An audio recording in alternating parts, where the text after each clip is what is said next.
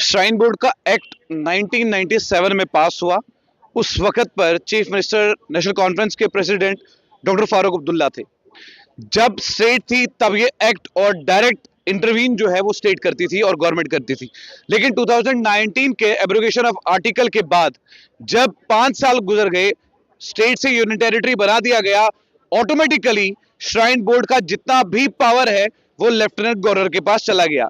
और आज के टाइम पर जो ये 42 सीट्स मुस्लिम को मिली है, जब चेयरमैन या उनकी टीम से बात की गई, उन्होंने कहा मेरिट बेस पर हुआ है, लेकिन श्राइन का पैसा है, सनातन के बच्चों को लगेगा वो ज्यादा सही है। 1997 से शुरुआत हुई थी, लेकिन 2019 में आर्टिकल के एब्रोगेशन के बाद ये जितनी भी पावर है वो तमाम एलजी के पास चली गई। मतलब साफ है, मुर्दाबाद का नारा लेफ्टिनेंट गवर्नर के लिए है या उमर अब्दुल्ला के लिए। पहली चीज मैं क्लियर कर दूं, आपने कहा मेरिट के हिसाब से, ये मेरिट के हिसाब से नहीं है। अगर आप इनके कागजों को देखेंगे, ये पेमेंट सीटें दी गई हैं। और दूसरी बात, एलजी के जितना कसूर एलजी का है उतना ही सरकार का भी है, चाहे केंद्र की हो चाहे जम्मू कश्मीर की सरकार हो। तू इधर उधर की बात ना कर, ये बता कि कारवा क्यों लूटा। बोपी किसके अंदर है? चीफ मिनिस्टर के अंदर है, एजुकेशन मिनिस्टर के अंदर है। उनका भी उतना ही कसूरवार है जितना एलजी का था। आपने देख लिया, एलजी कोई हमारा सगा नहीं है, हमारे घर का नहीं है। जो करेगा वो भुगतेगा। एलजी के घर के बाहर अंदर तक घुसे थे हम, और इनके भी घरों के अंदर तक घुसने का हम दम रखते हैं और घुसेंगे। उमर अब्दुल्ला बयान देता है कि मैंने जगह दी है, लाखों करोड़ों पैसा श्राइन बोर्ड का खा रहा है, उसके पैसों पर इसकी सरकार पलती है और हमें बताएगा कि श्राइन बोर्ड कैसे चलेगा। श्राइन बोर्ड हमारी आस्था का केंद्र है, उसे हम चलाएंगे, ना कि सरकार चलाएगी, ना कि कोई प्रशासन चलाएगा।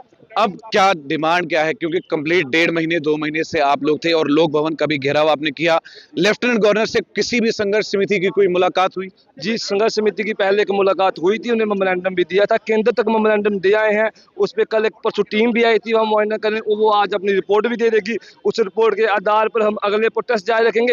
एक चीज आप निश्चित मानिए, हम रहे ना रहे, लेकिन ये प्रदर्शन रहेगा और हक लेके रहेंगे। जो अगर मैंने एलजी को पहले भी कहा था, अगर उन्हें नहीं शौक है, अमरनाथ भूमि के पन्ने खंगाल कर देख लें, इतिहास खंगाल कर देख लें, यहाँ का समाज कहाँ तक जाने को तैयार है अपने हक के लिए। किसी का हक हम लेंगे नहीं, लेकिन अपना हक किसी को किसी भी हद तक नहीं देंगे। एक सवाल मेरा आपसे, मान लीजिए कि इन 50 सीटों में 42 सीटें अगर हिंदुओं को मिलती, 7 सीटें मुसलमानों को मिलती या 1 सीट मुसलमानों को मिलती, क्या उसमें कोई आपत्ति थी? देखिए, पहली बात हम पहले दिन से कह रहे हैं कि श्राइन बोर्ड में जो चढ़ावा जाता है वो आस्था के नाम पे जाता है। आपने नारायण हॉस्पिटल देखा है, क्या आम आदमी वहाँ अपना इलाज करवा सकता है? आपने इनका नर्सिंग कॉलेज देखा है, वहाँ की फीसें देखी हैं?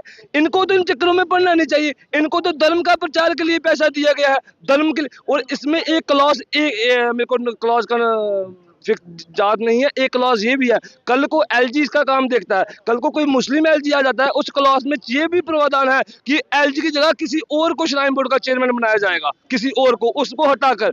लेकिन ये हमारी आस्था का है, हमारी आस्था से चलेगा, हम डिसाइड करेंगे इसमें क्या होगा। श्राइन बोर्ड को तो इन मसलों में व्यापार के और बिजनेसों में तो पढ़ना नहीं चाहिए। वो देखना चाहिए वहाँ पे सुख सुविधाएं कैसे पहुंच सकती हैं, श्रद्धालुओं के लिए बेनिफिट कैसे हो सकते हैं, गुरुकुल कैसे खुल सकते हैं, हिंदुओं को आगे कैसे बढ़ाया जा सकता है। पैसा तो इसलिए दिया था, क्या श्रद्धालु को इसलिए पैसा दान में देता है कि यहाँ मेडिकल कॉलेज बनाइए? नारायणा बना के देखा है ना क्या हालत है वहाँ पे।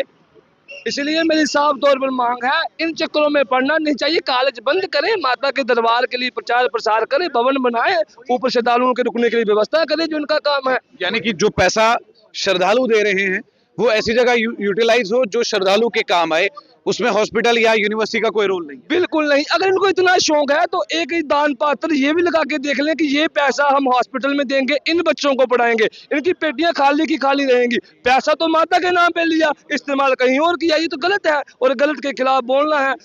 गलत, अगर इस जुल्म के साए में लब खोल लेगा कौन? हम आप भी चुप रहे तो महाराज बोल लेगा कौन? बड़ी बुरी हालत है श्राइन बोर्ड की। कभी बैठ के कागजों को पन्ने खंगाल के देखेंगे, नर्सिंग कॉलेज है, वहाँ कौन पढ़ा रहा है, कौन आया है, सत्यानाश कर दिया है इन्होंने। जो वहाँ का अस्पताल है, आप उसके काम करने से खुश नहीं लग रहे? आप खुश हैं क्या उसके काम करने से? कोई खुश नहीं है महाराज। एक दिन का आम, मैं कह रहा हूँ गरीब आदमी 2 दिन की पूरी उम्र की कमाई वहां लगा के इलाज नहीं करवा सकता अपना, वो उनकी हालत है। कितना चाल, बहुत हद से ज्यादा महंगा है महाराज, हद से ज्यादा महंगा है। अगर इनको शौक ही था तो गवर्नमेंट डिग्री मेडिकल कॉलेज में थोड़ा पैसा देते, फंड दे देते, हमें कोई दिक्कत नहीं थी। एम्स में दे देते, हमें कोई दिक्कत नहीं थी। लेकिन हमारी आस्था का अगर व्यापार होगा, हम बोलेंगे, मरना पड़ा मरेंगे, अमरनाथ भूमि आंदोलन तक जाना पड़ा जाएंगे, किसी भी हद तक। उमर ने, एलजी ने सोचा नहीं होगा हम कहां तक जाने को तैयार है। चलिए, बहुत बहुत शुक्रिया। तो साफ तौर पर आपने सुन लिया कि जो सनातन से जुड़ा पैसा है वो डिवोर्स की फैसिलिटीज में अगर यूटिलाइज हो ज्यादा बेटर है। हॉस्पिटल और बड़े बड़ी यूनिवर्सिटीज की इनको जरूरत नहीं है। साफ तौर पर इनका यही कहना है जो सनातन का पैसा है, डिवोर्स का पैसा है, वो वहीं पर लगे जहां पर श्रद्धालु जाते हैं। देखते रहिए चैनल में, आखिर आफ्ताब के साथ जम्मू से।